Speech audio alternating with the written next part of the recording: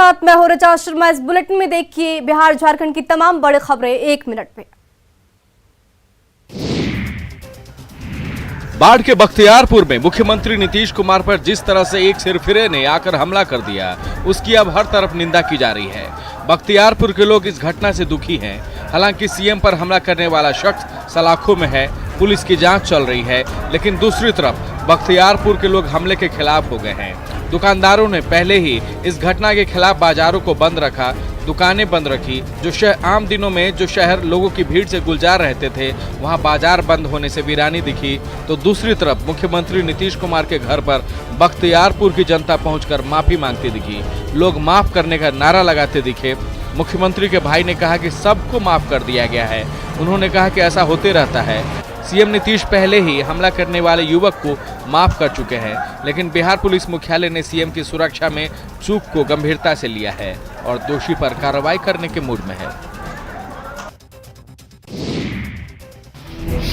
गोपालगंज के कुचायकोट में एक लग्जरी कार से 350 करोड़ कैश बरामद किए गए हैं। दरअसल बलथरी चेक पोस्ट पर शराब की टोह में उत्पाद विभाग की टीम गाड़ी चेकिंग अभियान चला रही थी कि तभी शक के आधार पर एक लग्जरी कार की जांच की गई। जांच के दौरान कार से 3.5 करोड़ रुपए बरामद किए गए। कार के अंदर तहखाना बनाकर नकद को छिपाकर रखा गया था। मुजफ्फरपुर से आई आयकर विभाग की टीम के सामने तहखाने को तोड़ा गया। करीब 5 घंटे चली गिनती के बाद रकम की गिनती पूरी हो सकी। गिरफ्तार कार सवार दोनों युवक राजस्थान के जयपुर के हैं, जिनसे पूछताछ की गई है। पुलिस की पूछताछ में पश्चिम बंगाल के सिलीगुड़ी के सुपारी कारोबारी युगल किशोर शर्मा का नाम सामने आया है। पुलिस की एक टीम सुपारी कारोबारी की गिरफ्तारी के लिए पश्चिम बंगाल रवाना होगी। इससे पहले भी फुलवरिया में 1 करोड़ से ज्यादा कैश कार से बरामद किए गए थे कि उसको अग्रेतर कार्रवाई के लिए स्थानीय थाना को दिए हैं और गिनती के समय इनकम टैक्स की भी टीम थी, स्थानीय थाना भी था। सीवान के ग्रामीण इलाके के स्कूलों में कमियों को लेकर सवाल उठते ही रहते हैं, लेकिन इस बार गांव के लोगों ने शिक्षकों की लापरवाही के खिलाफ जमकर हंगामा किया है। भगवानपुर के भेड़वानिया मिडिल स्कूल में ग्रामीणों ने ताला जड़कर टीचरों को स्कूल में घुसने नहीं दिया। स्कूल के बच्चे क्लासरूम तक नहीं पहुंच पाए और ग्रामीणों के हंगामे की वजह से स्कूल में पढ़ाई बाधित रही। ग्रामीणों का आरोप है कि स्कूल में टीचरों की लापरवाही से पढ़ाई ठीक तरीके से नहीं की जाती है। स्कूल के प्रिंसिपल बच्चों पर कोई खास ध्यान नहीं देते। स्कूल में टीचर मनमानी करते रहते हैं और बच्चे शिक्षकों की मनमानी से परेशान होकर अक्सर स्कूल के बाहर ही खेलते रहते हैं। स्कूल में शिक्षकों की मनमानी से बच्चों की पढ़ाई प्रभावित हो रही है, इसलिए लोगों ने स्कूल में ताला जड़कर ऐसे लापरवाह शिक्षकों पर कार्रवाई की मांग की है। स्कूल के बच्चे भी मिड डे मील को लेकर स्कूल प्रबंधन पर आरोप लगा रहे हैं। हाई क्लास को देना चाहिए 10 किलो, तो दे रहे हैं उसके हिसाब से 1 किलो और कुछ व्यवस्था नहीं रहता है स्कूल में। रामगढ़ के मुराम कला के जंगलों में भीषण आग लग गई है। देखते ही देखते जंगलों में लगी आग फैलते ही चली गई। विकराल आग जंगल को अपनी जद में लेते जा रही है। जंगल और पहाड़ों में इस तरह की घटनाएं लगातार हो रही है। वन विभाग के कर्मचारियों की माने तो जंगलों में महुआ चुनने वाले और जंगलों में आने वाले कुछ शरारती लोग जंगल में आग लगा रहे हैं। आग इतनी भयावह थी कि देखते ही देखते कई पेड़ जलकर बर्बाद हो गए। जंगल में आग लगने से कई एकड़ में लगे पेड़ जलकर खाक हो गए। हरे भरे पेड़ जलने से वन विभाग को लाखों का नुकसान हो रहा है। साथ ही जंगल में लगी आग से पर्यावरण को भी भारी नुकसान पहुंच रहा है। रामकला के जंगलों में आग लगने से कीमती औषधियां, जड़ी बूटी, कीमती पेड़ और छोटे पौधे जलकर नष्ट हो रहे हैं। वहीं जंगल में लगी आग से जंगली जीवों पर भी खतरा मंडरा रहा है। हालांकि वन विभाग की टीम जंगल में लगी आग पर काबू करने की कोशिश करती दिख रही है। इसमें बहुत सारा नुकसान हुआ। जड़ी बूटी से लेकर के पेड़ पौधे, छोटे छोटे पौधे जो अभी छोटा छोटा था वो बढ़ने का में था। धनबाद के बीसीसीएल क्षेत्र में रहने वाले लोग मौत के साये में जीते हैं। भूत धसान यहाँ सबसे बड़ा अभिशाप बन गया है। एक बार फिर तेतुलमुड़ी में तेज आवाज के साथ भूत धसान हुआ है।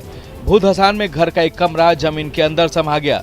भूत धसान में मकान का कमरा जमींदोज होने से घर के लोगों के साथ साथ आसपास के लोग भी डर गए। गनीमत रही कि हादसे के वक्त कमरे में कोई मौजूद नहीं था। तेज आवाज के साथ जिस तरह यहाँ जमीन में घर धंस गया, उससे आसपास के लोग सहम गए। मकान जमींदोज होते ही आसपास के लोग मौके पर पहुंचे और आउटसोर्सिंग कंपनी के खिलाफ जमकर नारेबाजी की और हिलटॉप आउटसोर्सिंग कंपनी के काम को बंद करवा दिया। पीड़ित परिवार अब मुआवजे की मांग पर अड़ा हुआ है। लोगों का कहना है कि प्रबंधन और प्रशासन की लापरवाही से जमीन धंसने की घटनाएं हो रही है। घटना के समय कमरे में कोई था नहीं, लेकिन अनहोनी से इनकार नहीं किया जा सकता। हम लोग का तो यही रहेगा कि हम लोग का काम चलना चाहिए ना। हम लोग कहाँ से दोषी हैं? अगर भूतसान कहीं होता है, फायर एरिया में वो लोग रह रहे हैं, इतना दिन से BCCL के द्वारा उन लोग को नोटिस भी दिया जा रहा है। गढ़वा के नदियों से बालू का अवैध खनन धड़ल्ले से जारी है। हाल यह कि दिन के उजाले में बालू माफिया नदी से बालू का अवैध खनन करते दिख जाते हैं, लेकिन इस बार डीसी के निर्देश पर इन बालू माफिया के खिलाफ कार्रवाई की गई है। दानरो और पिपरासून नदी से किए जा रहे बालू का अवैध खनन पर दबिश दी गई है। दोनों जगहों पर दबिश देकर पुलिस ने बालू लदे कई ट्रैक्टर को जब्त किया है। पकड़े गए बालू लदे इन सभी ट्रैक्टरों को पुलिस थाने ले गई है। हालांकि मौके से किसी भी बालू माफिया की गिरफ्तारी नहीं हो सकी। नदी घाटों पर बालू का अवैध खनन कर इसे दूसरे जिले और पड़ोसी राज्यों में भेजने की योजना थी, लेकिन उससे पहले पुलिस ने ये बड़ी कार्रवाई की है। दरअसल जिले के तमाम नदी घाटों पर बालू का अवैध खनन कर बालू माफिया राज्य सरकार को करोड़ों के राजस्व का नुकसान पहुँचा रहे हैं। साथ ही नदियों से बालू का अवैध खनन कर नदी के अस्तित्व पर भी खतरा पैदा हो रहा है। लेकिन हर छापेमारी के कुछ दिनों के बाद फिर से बालू का खेल शुरू हो जाता है।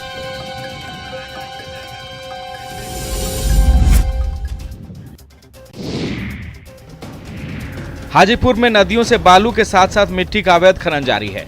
हरबोड़ा नदी से बालू के साथ साथ मिट्टी निकाले जा रहे हैं। आसपास के लोगों की माने तो हर रोज करीब 8 से 10 ट्रैक्टर नदियों से बालू के खनन में लगाए गए हैं। नदियों से खनन करने वाले माफिया घाट के आसपास मौजूद पेड़ों के बारे में भी नहीं सोच रहे हैं। कई पेड़ के चारों तरफ से पूरी कटाई कर ली गई है, जिससे पेड़ों के अस्तित्व पर भी खतरा मंडराने लगा है। नदियों से बालू के अवैध खनन से नदियों के अस्तित्व पर खतरा मंडरा रहा है। शहर में मिट्टी भराई और बालू से लदे ट्रैक्टर बिना किसी खौफ के चल रहे हैं। नदी किनारे खनन करने से बाढ़ के दौरान नदी की धारा खेतों की तरफ मुड़ जाती है, जिससे हर साल नुकसान होता है। बालू माफिया के करतूतों से गांव के लोग परेशान हैं। इनका आरोप है कि पुलिस प्रशासन को अवैध खनन की सूचना देने के बाद भी कोई कार्रवाई नहीं की जाती है। खनन माफिया बेखौफ होकर अवैध रूप से नदी से बालू और मिट्टी निकालकर खुलेआम इसे बेच रहे हैं। कभी कभार शिकायतों पर कार्रवाई जरूर होती है, लेकिन फिर बालू माफिया सक्रिय हो जाते हैं।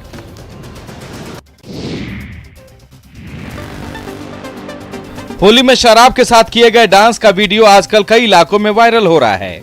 पूर्वी चंपारण से भी ऐसा एक वीडियो वायरल हुआ है। वायरल वीडियो में एक युवक शराब भरी ग्लास सिर पर रखकर अश्लील डांस करता हुआ दिख रहा है। डांस के तुरंत बाद वीडियो में दिख रहा शख्स शराब को गटक रहा है।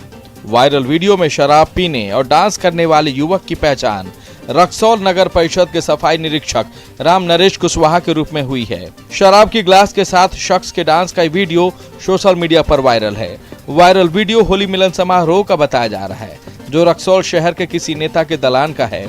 ये हाल तब है जब होली के दौरान शराब तस्करों पर नकेल कसने के दावे किए गए थे, लेकिन हर दावे को ये तस्वीर हवा हवाई कर गया। वायरल वीडियो के बाद आरोपी शख्स के खिलाफ कब कार्रवाई होती है, ये देखने वाली बात होगी।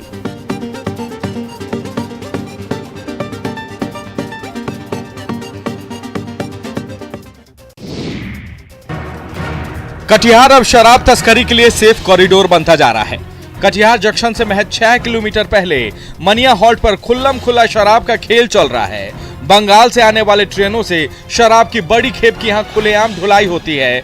ज्यादातर शराब तस्कर और माफिया स्लो चल रही ट्रेन से शराब की खेप को मनिया हॉल्ट पर उतार लेते हैं। शराब तस्करों के रैकेट इस इलाके में काफी मजबूत हैं। अपराध जगत के साथ खाकी और खादी के संरक्षण के कारण शराब माफिया को किसी का डर भी नहीं रहा।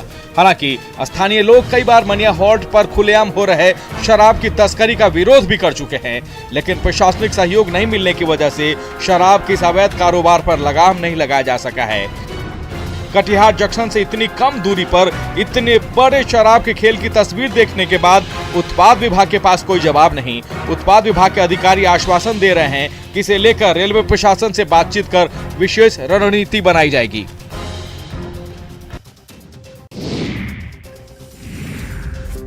सहरसा में इन दिनों महिला चोर गिरोह से दुकानदार परेशान हैं। एक बार फिर महिला चोरों ने कपड़े की दुकान में चोरी की घटना को अंजाम दिया है।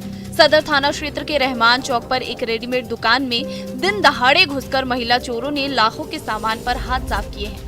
महिला चोर गिरोह ने रेडीमेड कपड़े की दुकान में रखे दर्जनों कीमती साड़ी पर हाथ साफ किया। महिला चोरों की ये वारदात सीसीटीवी में कैद हो गई है, जिसमें साफ देखा जा सकता है कि कैसे महिला चोर गैंग की एक सदस्य दिन दहाड़े दुकान में घुसकर कीमती साड़ी निकाल रही है, जबकि बाहर से दूसरी महिला चोर निगरानी कर रही है। महिला चोरों के साथ बच्ची भी है। महिला चोर ने जब दर्जनों कीमती साड़ी को दुकान से निकाल लिया तो बड़े आराम से इन साड़ियों को झोले में रखकर भाग निकली। दुकान में सीसीटीवी लगा रहने का एहसास कर लिया, लेकिन ये महिला चोर गैंग की सदस्य डरी नहीं। दुकान के मालिक अपने बच्चे को दुकान में बिठाकर बगल में मौजूद अपने घर गई थी। इतनी देर में हादसा हो गया।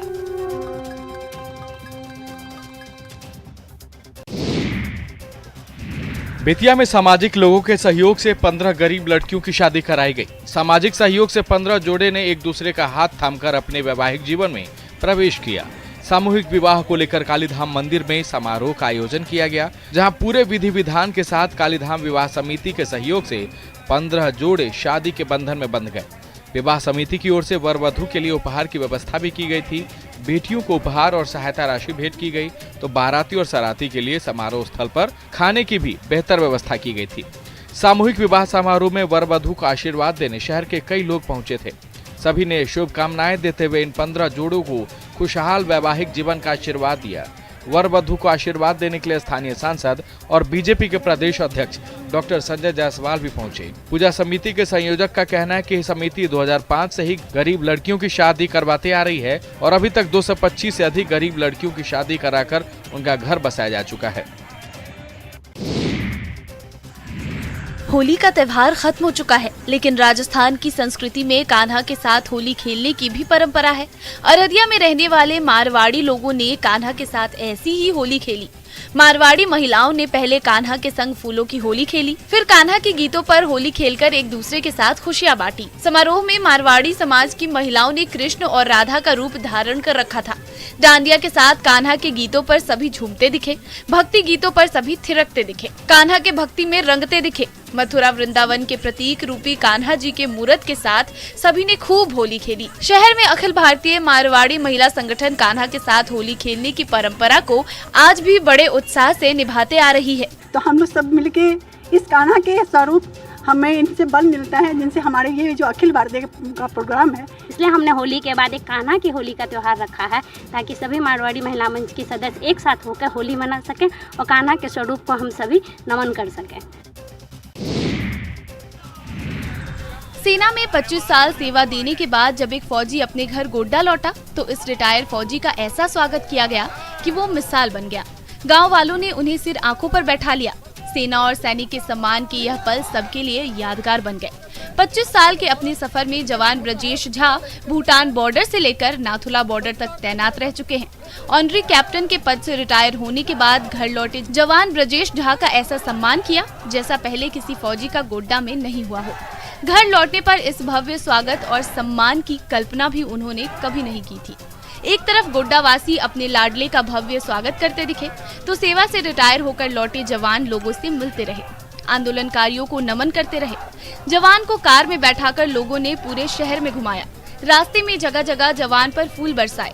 सम्मान के दौरान उनके साथ फोटो खिंचवाने और सेल्फी लेने के लिए लोगों में होड़ मच गई। पूरे रास्ते देशभक्ति के गीत और नारे गूंजते रहे।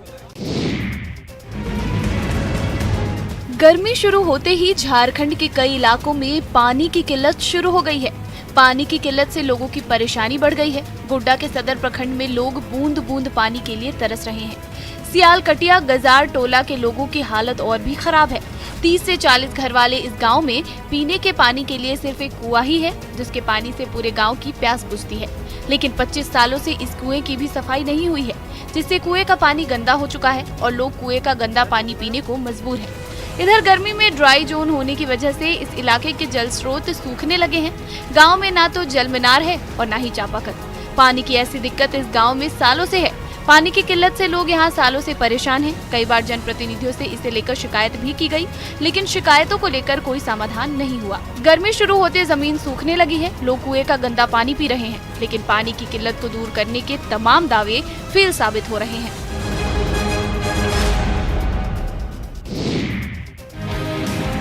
झारखंड के कई इलाकों में धर्म परिवर्तन का खेल खुलेआम खेला जा रहा है। गोड्डा में भी धर्म परिवर्तन का खेल धड़ल्ले से हो रहा है।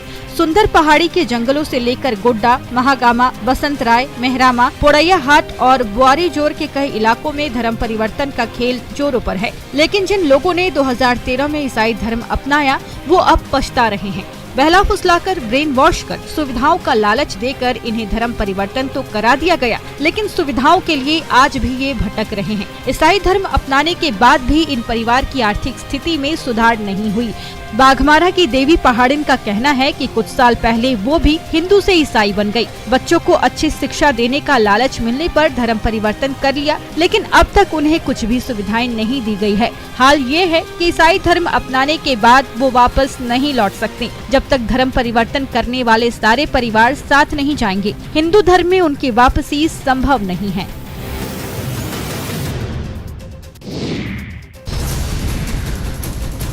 रांची में गर्मी के बीच लोड शेडिंग की समस्या बढ़ती जा रही है। पावर कट से लोग जूझ रहे हैं। शहर के कई इलाकों में बिजली गायब रह रही है।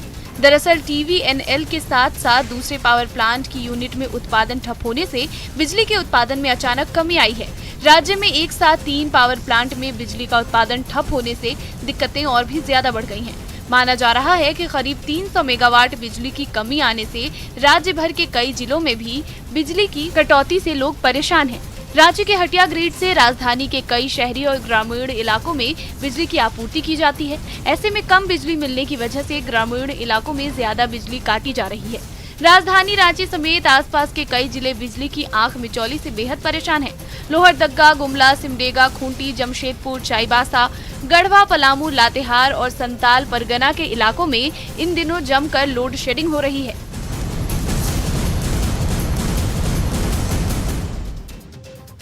और फिलहाल इस बुलेटिन में बस इतना ही। बने रहे न्यूज़ 18 बिहार झारखंड के साथ, क्योंकि न्यूज़ 18 पर खबरों का सिलसिला लगातार जारी है।